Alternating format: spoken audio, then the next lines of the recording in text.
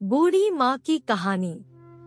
बेटा, आज मेरा चश्मा टूट गया है, जरा तू शाम को ऑफिस से आते वक्त ठीक करवा लाएगा। माँ, मैंने तुमसे 1000 बार कहा कि ऑफिस जाते वक्त टोका टाकी मत किया करो, पर तुम हो कि समझते ही नहीं हो। सारा मूड खराब करके रख दिया। गुस्सा करते हुए अमित ने कहा।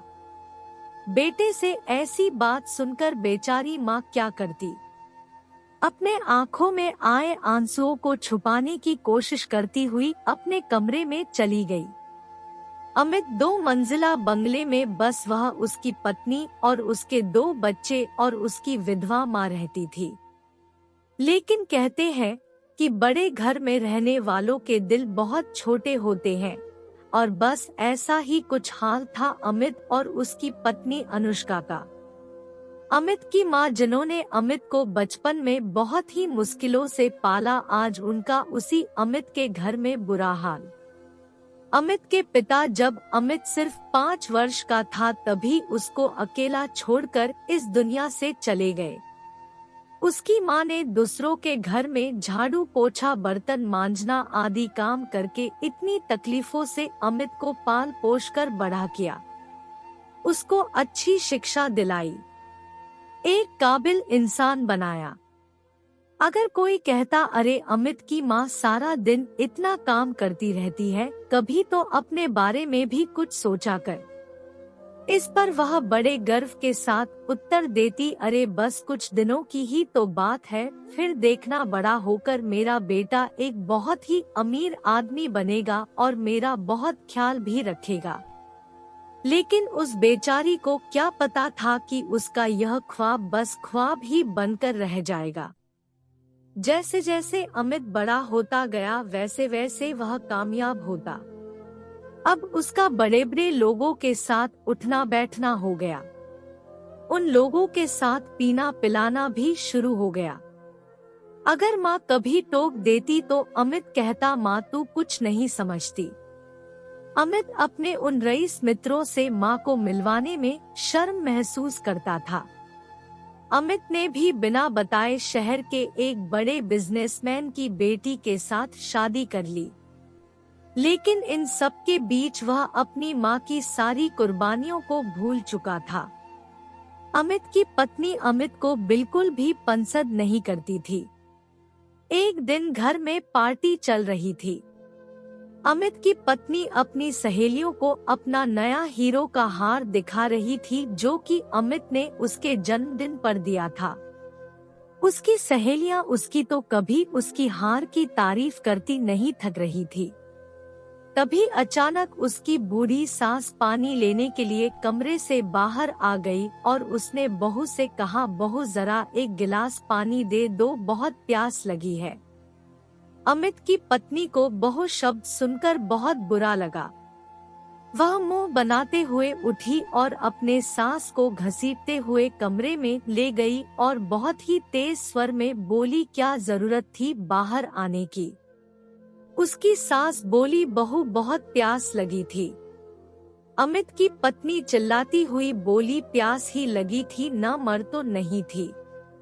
मेरी नाक कटाकर रख दी सबके सामने। इतना कहकर वह बाहर निकल गई। अब तो मानो ये रोज का सिलसिला हो गया। कभी अमित तो कभी उसकी पत्नी माँ को अपमानित करने में कोई कसर नहीं छोड़ते थे। आखिर एक माँ होने के साथ साथ एक इंसानियत भी तो होती है।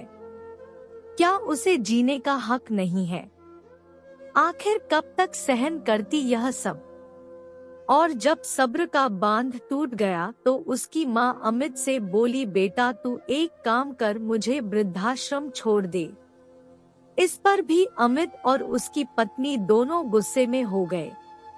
अमित की पत्नी बोली, अब इस उम्र में यही दिन देखना बाकी रह गया था। सारी दुनिया हम पर थूकेगी। लोग कहेंगे कि बूढ़ी माँ को वृद्धाश्रम छोड़ दिया। तुम्हें आखिर तकलीफ क्या है? यहाँ खूब मजे में तो रह रही हो। तुम यही चाहती हो न कि हम बदनाम हो जाए। अमित की माँ समझ भी नहीं पा रही थी कि आखिर उसका कसूर क्या है। और वह एक बार फिर अपने कमरे में चली गई। समय गुजरता गया। फिर एक समय ऐसा आया जब हमारे देश में पुराने नोट बंद हो गए और इसके तहत हर व्यक्ति अपने खाते में सिर्फ 2.5 लाख तक के ही पुराने नोट जमा कर सकता था। अमित भी अब बहुत परेशान हो गया क्योंकि उसके पास तो बहुत सा काला धन था। इस मुसीबत की घड़ी में उसे सबसे पहले अपनी माँ की याद आई। भागा भागा राकेश अपने माँ के पास गया और किनारे पर रखी टेबल से टकराया। माँ ने तुरंत पूछा, बेटा कहीं चोट तो नहीं लगी?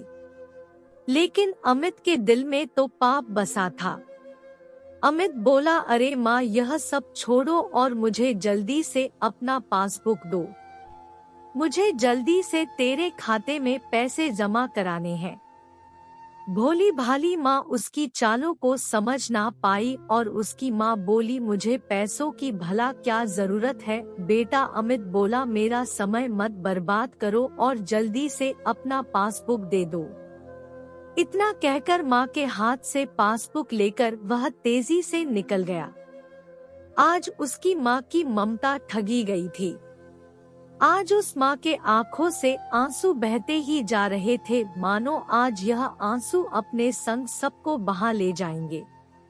माँ ने अपने आंसू पोंछे और बैग में अपना सामान भरकर दरवाजे के बाहर चला गया।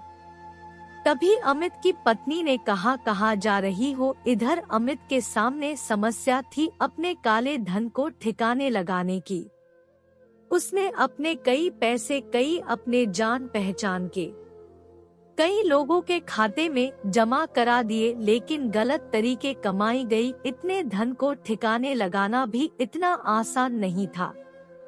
अब जब सभी के खातों में पैसे जमा हो चुके थे तो फिर कोई उपाय न देख उसने मंदिरों में दान करने की सोची। एक मंदिर से दूसरे मंदिर की चक्कर लगा रहा था पर कोई फायदा न हुआ। क्यों उस समय सारे मंदिरों के दान पेटियों को सील कर देने का आदेश दिया गया था। अब उसके चारों ओर निराशा ही निराशा छाया हुआ था। तभी अचानक उसके मन में एक ख्याल आया और वह जल्दी से गाड़ी में बैठकर चल पड़ा। अमित ने गाड़ी रोकी और जल्दी से वृद्धाश्रम की ओर भागा, लेकिन तभी अपने सामने उसके माँ को देखकर उसके कदम रुक गए। अमित की माँ ने कहा, बेटे तुम यहाँ से जाओ, इस वृद्धाश्रम को तुम्हारे पैसों की जरूरत नहीं है। अमित मुंह लटकाए हुए घर आ गया। अब उसे अपने गलती पर बहुत पछतावा हो रहा था। उसने पैसों के लिए अपनी माँ को छोड़ा, गलत तरीकों से लोगों को परेशान करके पैसा कमाया। जिन पैसों पर इतना घमंड करता था उसके सारे घमंड अब टूट चुके थे और अब उसने अपनी माँ और उसके प्यार को भी खो दिया।